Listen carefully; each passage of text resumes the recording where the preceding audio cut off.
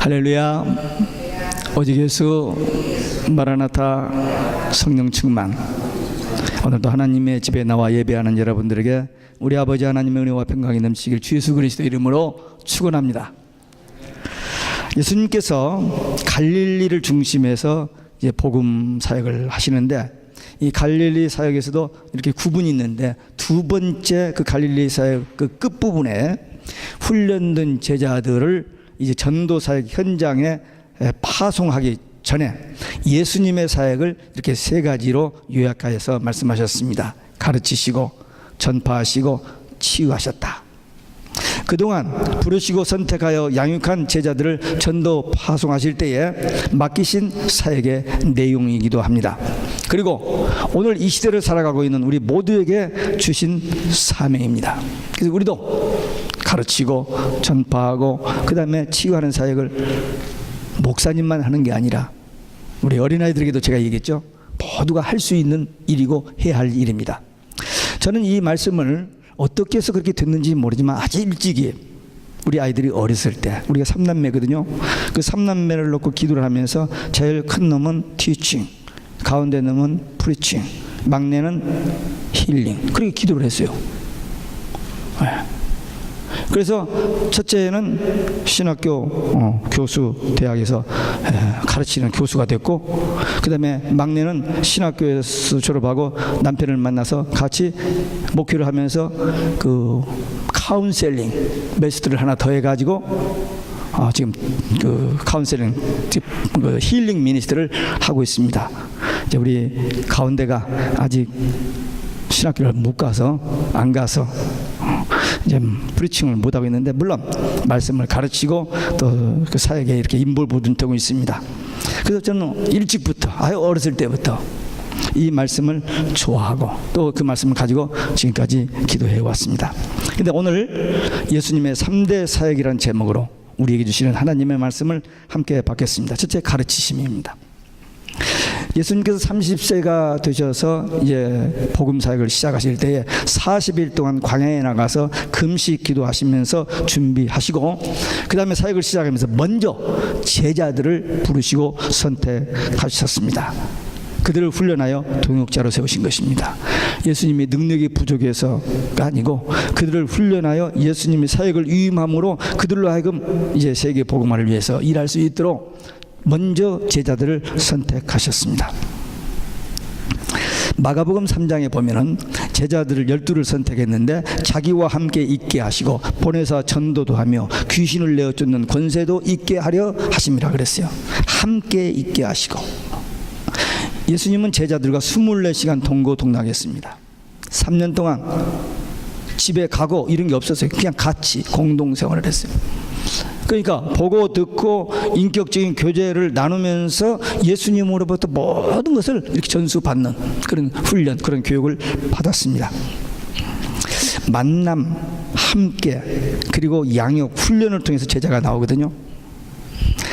근데 오늘날 현대는 제자 훈련하겠지만, 물론 제자 훈련을 잘하는 교회들이 있습니다. 특별한 상황이고 일반적으로는 어려워. 왜? 교인들이 너무 바빠요. 시간이 없어요. 함께 만나서 말씀을 공부할 수 있는 그런 기회가 너무너무 없어지는 거예요, 점점. 이 제자는 탄생하는 게 아니고 훈련을 통해서, 양육을 통해서 만들어지는 건데, 거기는 많은 시간이 필요하고 거기는 많은 인내가 필요하고 거기는 정말 좁은 길, 어려운 길, 고난의 길을 가야만 되어지는 코스입니다. 예수님께서 제자들 탁 부르셔서 이렇게 주셨지만, 그 제자들이, 예수님도 그랬지만 그 제자들 한결같이 고생하다 순교하다 그랬어요. 그러나 그게 영광의 길, 생명의 길이었습니다. 근데 오늘날 이 제자 훈련이 안 되어지니까 교회 생활, 종교 생활하고 끝나버리는 거예요. 제자가 안 되는 거예요. 삶의 현장에 나가서 그리스도를 분명히 확실하게 증거하는 제자가 나오지 못하고 그냥 그렇다 하더라, 여기서 지식으로만 가지고 그냥 종교생활을 해버리고 많은 그런 안타까운 일들이 있습니다. 예수님께서 먼저 제자를 선택하시고 훈련하시고 그들에게 세계 복음화의 사역을 위임하셨는데, 성경을 보니까 이게 놀라운 비밀이 여기 있어요. 보세요. 구약에 보면 하나님께서 모세를 선택하십니다. 태어나기 전부터 딱 선택하셨다가 나일강에서 구원하시고 40세가 더 광야에서 80년 동안 훈련하셨어요. 뭐 훈련이 뭐 있습니까? 날마다 자고 눈 뜨고 자고 눈 뜨고, 그게 훈련이에요. 인내. 어떤 어려움이 와도 그냥 견딜 수 있는 그 온유함을 훈련시키신 거예요. 그래가지고 그를 애굽에 내려가서 이스라엘 백성을 구원하는데, 출애굽기 3장 8절에 보면 내가 내려가서 건져내고 인도하여 가나안 땅에 이르게 하려 하려노라. 하나님께 이렇게 하신다는 거예요. 그런데 내가 너를 보내요. 그렇게 돼 있어요. 그래서 모세가 하나님의 말씀 명령 따라서 내려가서 애굽에 내려가서 건져내고 광야길 40년 동안 인도하여 어디에? 가나안 땅에 들어가게 하셨습니다. 이게 똑같이 신약에서 예수님께서 12제자를 택하시고 복음을 주시고, 그러니까 모세에게 주의종을 부르시고 율법을 주시고 성막을 짓게 하시고 가나안 땅을 통과해서 그 광야를 통해서 가나안 땅에 들어가게 하셨잖아요. 예수님도 똑같이 12제자를 먼저 선택하시고 그들을 훈련하시고 그들에게 말씀을 주시고 그들을 교회를 하게 하여 주시고 이 모든 세상의 환난을 통과해서 천국 가게 하시는. 그런데 계시록에 보니까 또 마지막 때, 초대교회 때는 이른 비 성령 받은 주의 종들이 일했고, 마지막 때는 늦은 비 성령 받은 추수의 일꾼들이 나타나서 세워져서 그들이 영원한 복음, 이 계시록, 이 비밀을 증거하고, 거기서 이 마지막 이런 종들이 되어서 구원받고 예비치고 보호받고 천국 가는 그 참교회가 있어요. 그리고 그들이 이제 천국에 갑니다. 그러니까 이게 성경의 맥이고 이 성경의 비밀이에요. 계시록은요, 하나님의 감춰진 비밀이 벗겨지는 책입니다. 계시록이란 말이 하나님께서 어떤 비밀을 거기다 감추어 두셨느냐면 천국과 지옥을 확실하게, 성경 어디를 봐도 안 보여요, 천국 지옥이. 근데 여기 보입니다. 여러 군데 나와요. 마귀의 정체를 여지없이 세 군데에서 폭로합니다. 옛뱀, 용, 마귀, 사탄이라고, 아바돈, 아블론이라고 세 번 이렇게 폭로합니다. 그리고 거짓 선지자, 적그리스도, 666, 짐승의 뼈, 뭐 이런 거 성경에 다 예언됐는데 그것이 지금 현재 우리 눈앞에 열려지고 있습니다. 하나님의 마지막 때 한 일에 될 일의 비밀이 벗겨지는 책인데, 특별히 그 중에서 네 가지 비밀이 있는데 그게 뭐냐면 마지막 때 참종, 참교회, 거짓종, 그 다음에 거짓교회. 이게 계시록의 4대 비밀이에요. 근데 이 비밀이 지금 우리 눈앞에 지금 전개되고 있습니다. 그래서 마지막 때가 되면은 늦은 비 성령 받은 이 추수의 종들이 나와서 담대하게 1260일 3년 반 동안 복음 전하다가 순교합니다. 그리고 그때 이제 바른 신앙을 받은 사람들은 하나님의 예배처, 독수리의 날개로 광야에 가서 보호하시는 예배처, 그들은 그 핍박과 환난 속에서 이기고 승리하고 천년왕국에 들어갑니다. 그러나 그 이기지 못한 사람들은, 거짓 교회, 거짓 선지자, 이들은 이제 심판받고 지옥에 갑니다. 하나님의 말씀은 1.1획도 변개되지 않냐고, 바꾸지 않고 그대로 이루어진다고 그랬어요. 근데 그런 일들이 우리 앞에 이루어집니다. 성경에 예언된 일들이 지금 우리 앞에 다 거의 다 이루어지고 지금 한두 가지가 남았는데 그것도 우리 눈에는 다 보여요. 금방 되어질 일들로.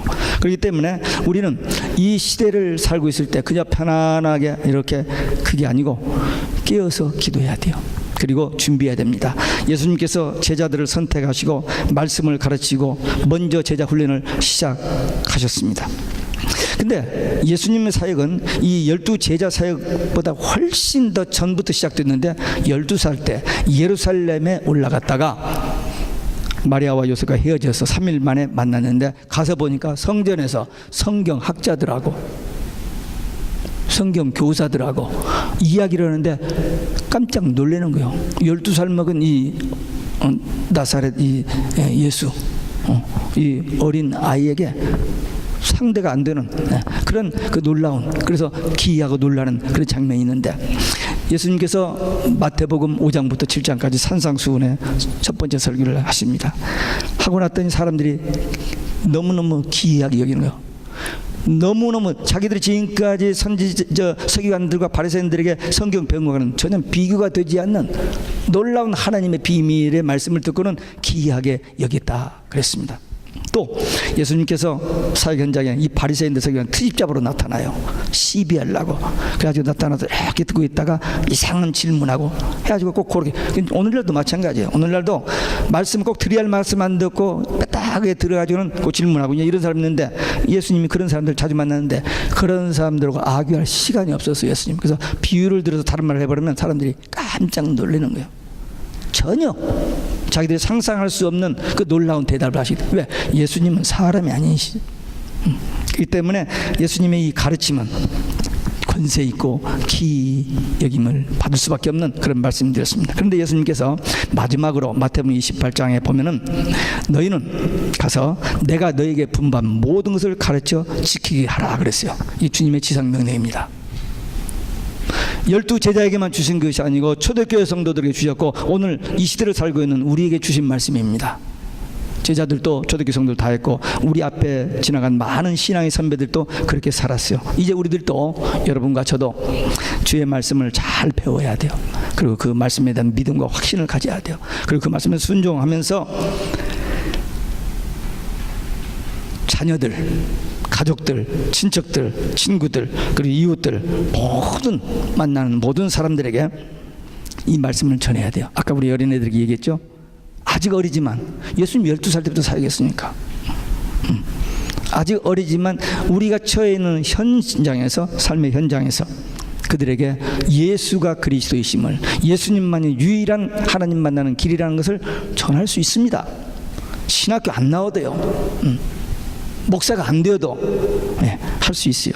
이런 일을 끝까지 잘 감당하는 우리 모두 되시기를 주 예수 그리스도의 이름으로 축원합니다. 두 번째는 전파심입니다.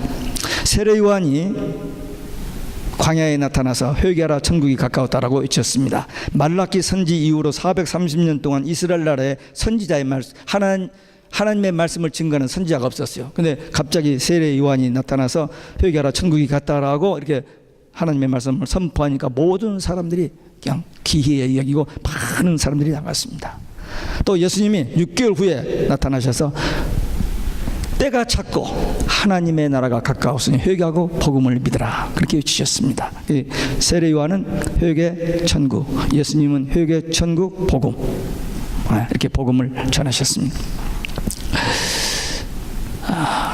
우리가 죄인임을 깨닫고 예수님의 그리스도이심을 믿고 그분한테 회개하고 예수님을 영접하고 믿으면 우리 죄 용서받고 구원받고 천국 갑니다. 이게 예수님이 전하신 복음이요, 초대교회 사도들과 성도들이 전한 복음이요, 우리가 전해드린 복음이요, 우리가 믿는 복음이요, 우리가 전해야 할 복음입니다. 죄인임을 고백하고 회개하는 것, 그것이 신앙의 입문입니다. 아직 회개하지 않았다면, 아직 내가 죄인이었다는 것을 깨닫지 못하고 회개하지 않았다면 아직 크리스찬이 아닙니다. 크리스찬이 아니에요. 많은 사람들이 교회 오래 다니면 다 천국 가는 것처럼 생각하는데 그렇지 않아요.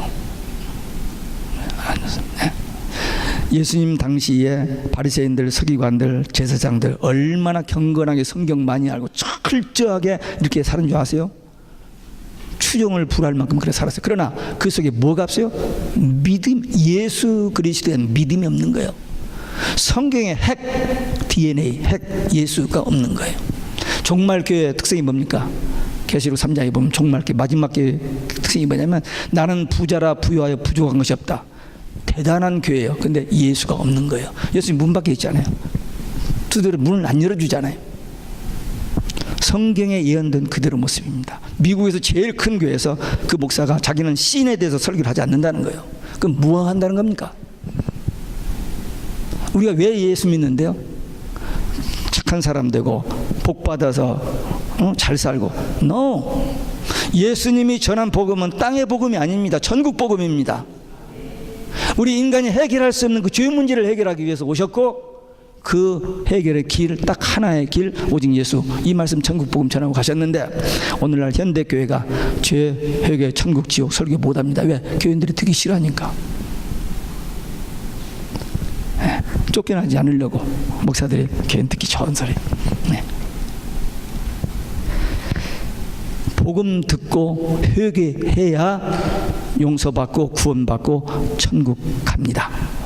그런 사람들의 마음에는 예수님이, 성령님이 계셔서 마음에 천국되어 기쁘고 평안하고 행복한 삶을 살 수 있습니다. 그러나 아무리 돈을 많이 벌고 성공 출세해도 우리 속에 예수님이 안 계시면, 우리 마음속에 성령님이 계시지 아니하면, 내 마음에 천국되지 아니하면은 그저 그래요.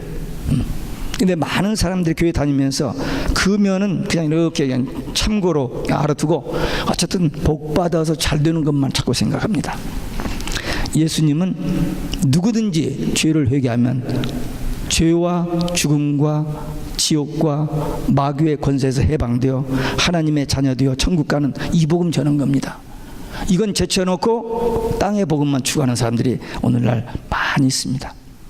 예수님께서 제자들에게 마태복음 10장에 보면 이 전도를 내보낼 때에 병든 자 고쳐주고 귀신 들린 자 고쳐주고 그 다음에 천국이 가까웠다라고 전하라 그랬습니다. 천국. 예수님의 복음 사역의 핵은 천국이에요. 어떻게? 예수님을 통해서 천국. 그겁니다. 예수님께서 제자들에게 이렇게 말씀하셨어요. 우리들도 그거 하는 거예요. 우리가 전할 복음의 내용은 예수 천국이에요. 예수밖에 구원이 있다라고 하는 사람들이 요즘 많아집니다. 네, 그 옛날에는 타 종교인들이나 그랬는데 요즘은 기독교 목사들이, 그것도 그냥 뭘 몰라가지고 신학교육도 안 받은 그런 목사들이 아니라 최고의 교육을 받았고 최고의 교회, 세계적인 교회를 목회하는 목사들이 불교에도 구원이 있다라고 헛소리를 하고 있습니다. 근데 성경에 다 예언되어 있어요. 그렇게 탄다고. 그들이요 쑥을 먹어서 그래. 쑥을 먹어가지고 이 성도들이 그들이 전하는 그 잘못된 먹고 병들어서 다 죽게 됩니다. 성경에 예언되어 있어요. 그래서 지금 오늘날 큰 문제입니다. 갈라디아서 1장 8절에 보면 바울은 그러나 다른 복음은 없나니 예수 외에 다른 복음을 전하는 자는 저주를 받을지다 그랬습니다. 계시록 22장 마지막 결론이 뭡니까? 이 예언의 말씀을 보태거나 빼면 성 밖에 멸망받고 심판받는다고 그랬어요. 근데 오늘날 많은 사람들이 돈 때문에, 명예 때문에 예수 밖에 구원이 있다라고 얘기하고 거기 같이 모든 종교인들 같이 모여서 사진 찍고 얼굴 내밀고 그런 일을 하고 있습니다. 끔찍하죠? 무서운 일입니다. 우리가, 여러분과 제가 앞으로 우리가 치료해야 할 무서운 영적 전쟁이 있습니다. 이 전쟁입니다. 우리는 오직 예수에다가 죽어야 하고 그냥 살기 위해서 타협하고 그래 예수 밖에도 구원, 예수님도 one of the ways 라고 하면은 지옥 갑니다. 이 싸움이 이미 시작됐어요. 2001년도에 무슨 미국에서 교육법을 통과하면서 살짝 날치기로 붙여서 통과한 법이 있어요. 그 법은 오직 예수하면 타 종교에 대한 공격, 비난이 되는 것에서 법에 걸립니다. 아직까지는 법을 만들어 놓고 시행을 안 했지만 어느 날에도 당장 시행할 겁니다. 우리 김우진 선교사님이 지난번에 만나서 그 얘기를 듣고 이번에 가서 현장에 가봤습니다. LA에서 이 계시로 갔다가 저기 계신 분. 파견 나온 사람이 당신 이름이 리스트에 있습니다. 함께 공부하는 그 사람들 이름도 리스트에 올린다 했더니 전부 도망가 버리고 그 다음부터 성경 공부가 없어져 버렸어요. 여러분들 신문을 통해서 보셨죠? LA에서 10명 이상이 집에서 성경 공부하면 법에 걸린다고 벌금을 내는 사건이 얼마 전에 있었습니다. 말도 안 되는 불법이 성행하는 지금 시대에 와 있습니다. 그러니까 이런 시대에 살고 있지만 우리는 끝까지 오직 예수, 이 신앙을 지켜야 됩니다. 사도행전 1장 8절에 보면 예수님께서 마지막으로 승천하시기 전에 제자들을 향해서 하신 말씀이 있습니다. 예루살렘을 떠나지 말고 아버지의 약속하신 것을 기다리라. 몇 날이 못되어 너희들은 성령을 받으려니 너희가 권능을 받으면 땅 끝까지 이르러 내 증인이 되라 그랬어요. 저는 이번에 이 2주 동안 여행을 하면서 땅끝이라는 말을 제가 마음속에 품고 기도를 하기 시작했습니다. 땅끝, 땅끝, 땅끝이 어디냐? 예수님께서 지금 제자들에게 땅끝까지 복음의 증인이 되라니 그 땅끝이 어디냐 이거죠. 계속 묵상했습니다. 우리 김우진 선교사님 제가 가기 전에 그 얘기를 나눴고요. 계속 묵상했는데 예수님이 제자들에게 땅끝까지라는 그 말은 어디? 그리고 제자들이 생각하고 이해했던 땅끝은 어디에 있느냐? 제자들은 예수님의 그 말씀을 듣고 땅끝을 노마로 봤습니다. 노마가 세계를 지배하고 있었기 때문에 노마까지 가는, 그래서 베드로도 노마에 가서 순교했고 바울도 노마에 가서 순교했습니다. 안드레는 우크라이나 가서 복음 전된 기념 예배당이 있는 것을 제가 지난번에 가서 들었습니다. 그 우크라이나라는 말 속에 땅끝이라는 말이 들어있대요. 근데 우리 김우재 선교사님은 아르헨틴 저 밑에 어느 동네 그 인디오 원주민들이 그냥 죽이니까 도망가서 산속에서 지금까지 그냥 숨어 살면서 산 그 촌, 거기가 땅끝이라는 의미가 있다는 거예요.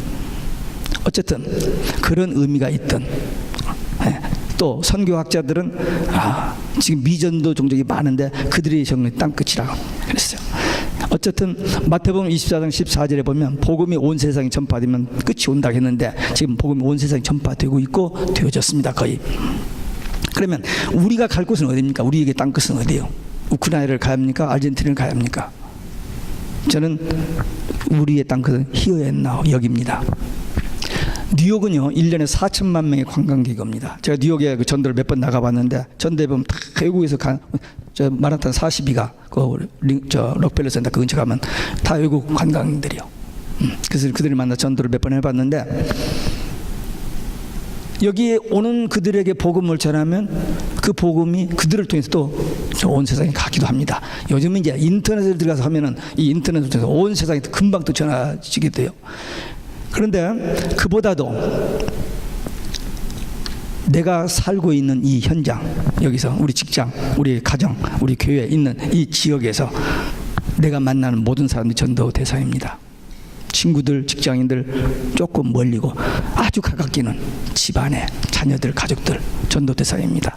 한 침대에서 같이 자는데 아프리카 갈 필요 없이 한 침대에서 같이 자는 그 사람을 전도해야 돼요. 그게 선교입니다. 물론 선교는 신학자들이 전도하고 선교는 이렇게 뭐 구분하는 게 있습니다만 어쨌든 전도, 선교 집 안에서 해야 하고 할 일입니다. 그래서 히어앤나우 여기서 내가 삶에 처해 있는 이 현장에서 우리가 얼마든지 복음을 전할 수 있어요. 지금 젊은이들이 얼마나 복음화가 안 되는지 모릅니다. 젊은이들 그냥 부모들이 바빠서 그냥 먹여주고 입혀주고 학교만 보내면 다 되는 줄 아는데 no. 하나님이 우리 자녀들 우리에게 맡겨주신 것은 양육하라고. 뭘로? 세상 지식 해가지고 아니에요. 하나님의 말씀 양육하라고 했는데 오늘날 사람들이 전부 바빠져가지고 자식들하고 만날 시간이 없는 거예요. 그래서 신앙교육이 전수가 안 됩니다. 지금 큰 문제예요. 그러니까 아프리카 안 가도 돼요. 남미 못 가도 됩니다. 죄송합니다. 내가 살고 있는 현장에서 저 인도 선교사님 오셨는데 인도 저 한번 갈 거예요. 가기는 가는데 인도 안 가도 삶의 현장에서 만나는 모든 사람들, 아니 저 나가서 지금 내 가까이 있는 우리가 전도 많이 해서 그거 한 영혼은 천하보다도 귀하다고 그랬어요. 그 영혼은 복음을 듣지 않으면 멸망받고 지옥 갑니다. 그러니까 누구에겐가 복음을 들어야 깨닫고 구원받고 천국 가는데 그 복음을 전하는 사람이 저 어디서 오는 꼭 선교사 어떤 목사만이 아니요. 우리 모두. 예배든 자, 갈급한 자, 영생 얻기로 작정된 자는 있어요. 분명히 우리 주위에 우리를 통해서 구원받을 사람들이. 다만 우리 눈이 열리지 않고 귀가 열리지 않고 마음이 열리지 않고 입이 열리지를 않아가지고 아직까지 못 전했던 거예요. 난 책임이 없고 목사님이 알아서 할 것이고 전도사님이 알아서 할 것이고 그렇기 때문에 안 전했을 뿐인데 이제 주님께서 주신 이 말씀 따라서 땅끝이 저기 아니고 여기라니까요. 우리가 살고 있는 여기에서 우리 주위에 있는 모든 사람들에게 이 복음을 전하는, 그래서 그것은 하나님의 소원이요 예수님의 지상명령이요 우리가 이 땅에서 할 수 있는 가장 위대한 사역입니다. 그 일에 쓰임받는 믿음의 일꾼들 되시기를 주 예수 그리스도의 이름으로 축원합니다. 세 번째, 치유하심. 예수님께서 갈릴리 동네에 돌아다니면서 많은 병자들을 고쳐주셨습니다. 귀신 들린 자를 고쳐주셨습니다. 잘못된 인생길을 가는 사람들을 바로잡아서 바른 길을 가게 주셨습니다. 그런데 예수님께서 치유사역을 하시면서 단순히 병만 고치지 아니하시고 예수님의 그 말씀 속에 중요한 두 가지 단어가 있습니다. 죄사함을 받았느니라, 구원받았느니라. 내 믿음으로 네가 구원받았다. 이 말씀 꼭 하십니다. 안 할 때도 있습니다만. 예수님은 지금 병든 자를 치유하는 데 목적이 있는 게 아니고 그 죄 문제 해결하고 구원받게 하시는 것이 예수님의 사역에 초점이 있습니다. 뭐 병이야 의사한테 고쳐도 되고. 하지만 하나님 예수님께서 그들이 고생하는 것을 보고 그 병들을 고쳐주시긴 합니다만 예수님의 본래 그 마음속에 예수님 오신 목적은 죄 문제 해결할 구원받고 천국 해결할 그겁니다. 그래서 죄사함 받았느니라 구원 얻느니라 꼭 치유하십니다. 예수님께서 그 사역 현장에서 무리들을 보시고 민망히 여겼다 하는 표현을 하셨습니다. 종교적인 직업적인 종교인들에 의해서 참된 영적 지도자를 못 만나고 그 목자 없는 양같이 유리방황하는 그들을 보고 민망히 여기셨다 했습니다. 오늘날도 마찬가지입니다. 많은 사람들이 목말라 합니다. 물이 없다는 거예요. 물이. 여기 마시는 물 말고 영생의 물, 생수 그게 없다는 거예요. 말씀이 없다는 겁니다. 그래서 방황하고 돌아다닙니다. 예수님이 그렇게 말씀하셨던 그때나 지금이나 같습니다. 그들이 고생하고 있어요. 종교 지도자들에 의해서 괜히 종교의식, 교리 어떤 어떤 쪽이 매여 있어가지고 거기에 종류로 많은 참된 평화와 자유와 행복을 모르고 그냥 종교 생활만 하는 그들을 불쌍히 여기셨습니다. 정말 아까도 말씀드렸습니다. 예수님을 만나면 기쁨이 있습니다. 아까 우리 첫 번째 찬송 부른데도 그랬잖아요. 슬픔 있는 사람들은 예수께 나오면 기쁨이 회복돼요. 평화가 있습니다. 왜? 주님이 우리 안에 계시기 때문에 천국 되니까. 근데 종교 생활하는 사람은 그거 안 돼요. 아무리 공부를 많이 했고 많은 것을 가지고 있다 할지라도 세상 것 가지고는 진정한 기쁨과 행복이 없습니다. 예수님 밖에는 기쁨과 행복이 없습니다. 우리는 여기서 우리 눈이 열려야 돼요. 우리 주위에 방황하는 사람들, 기쁨이 없는 사람들, 우울증에 빠진 사람들, 죽기 일보 직전에 있는 사람들이 얼마나 많은데요. 우리 한국 살기 좋아졌다는데 세계 자살 1위입니다. 이혼도 1위고. 뭘 말합니까? 우리 어렸을 때 얼마나 가난하게 살았는데요. 지금 살기 좋아졌는데 이혼, 자살. 세상 물질 중에서는 세상 것까지는 참된 기쁨과 평화가 없기 때문입니다. 오직 예수 안에만 있습니다. 예수님께서 죄와 사망과 지옥 마귀의 권세에 있는 사람들에게 복음을 전해서 그들이 예수 믿고 구원받고 천국 가게 하는 이 귀한 사역을 위한 일꾼들이 부족하니 일꾼 달라고 기도하라는 겁니다. 70인 전도 사역자를 내보내면서 똑같이 강조하셨습니다. 이 마지막 때 믿는 자를 보겠느냐. 믿는 자를 보겠느냐. 많은 사람들이 배도할 것이고 많은 거짓 선지자들이라고 많은 사람들이 거기에 이끌려 가게 될 것이다라고 예언했는데 이 마지막 때 우리가 아니면 누가? 이사야처럼 Here I am. 주여 내가 여기 있나이다. 나를 보내소서. 이런 심정으로 기도해. 아니 저는 신학교를 안 나왔는데요. 저 성경 아는 것도 없는데요. 우리가 예수님만 만났으면 예수님이 우리 안에 있으면 그분이 아십니다. 공부 많이 해서 예수님의 제자들이 예수님한테 3년 동안 훈련 받아서 목회 잘은 아니에요. 다 비겁하게 부인하고 다 도망가 버렸잖아요. 그 인간이에요. 근데 성령이 임하니까 성령이 그 안에 계셔서 성령이 가르쳐 주시고 성령님께서 상담해 주시고 성령님께서 지혜를 주시고 성령님께서 깨닫게 하시고 성령님께서 말하게 하시니까 입을 벌려 말하니까 예비된 자 갈급한 자들이 구원받게 됐더라는 겁니다. 그러니 우리도 딱 한 철 남았습니다. 이제 많이 남은 게 딱 한 철, 한 철 남았는데 그 다가오는 7년 대환란의 1003년 반, 요때가 이제 우리에게 곧 오거든요. 그때 쓰임 받기 위해서 깨어서 기도하고 준비하는 자들에게 늦은 비성령이 임합니다. 그들이 사역을 감당해야 돼. 신학교 갈 필요 없어요. 갈 필요 없습니다. 그냥 말씀 붙들고 기도하면 성령께서 주십니다. 예수님의 제자들 밖에 나가서 전도 선교 안 했잖아요. 빌립 집사가 먼저 가서 했잖아요. 사마리아 가서. 성령이 인도받으면 됩니다. 그러니까 이제 여러분과 저는 할 일은 많은데 일꾼이 적다고 주님이 탄식하셨으니까 주여 내가 여기 있나이다. 나를 보내소서. 그러니까 이 일은 내가 가고 싶어서 가는 게 아닙니다. 성령께서 보내주셔야 되는 거지. 내가 주의를 하겠다. 나선 되게 교만해지고 되게 변질로 타락해 버립니다. 하나님께서 부르시고 택하여 능력 주시고 일하게 하심을 받는 자들이 하나님 깊으신 뜻대로 일하는 거예요. 그게 성령의 역사고 그게 하나님의 콜링입니다. 우리 주의 일을 할 때에 하나님께서 나를 부르셨고 택하셨고 보내셨다는 이 확신 가지고, 그리고 그 일할 수 있는 능력마저도 주님이 주신다는 이 확신 가지고 주님 다시 오시는 그날까지 우리에게 맡겨주신 사역을 끝까지 나중까지 잘 감당하는 충성된 일꾼들 제자들 되시기를 주 예수 그리스도 이름으로 축원합니다. 기도하시겠습니다. 오늘 우리에게 주신 말씀 예수님의 사역을 생각하면서 우리가 하나님 앞에 결단하는 기도 함께 들으시겠습니다.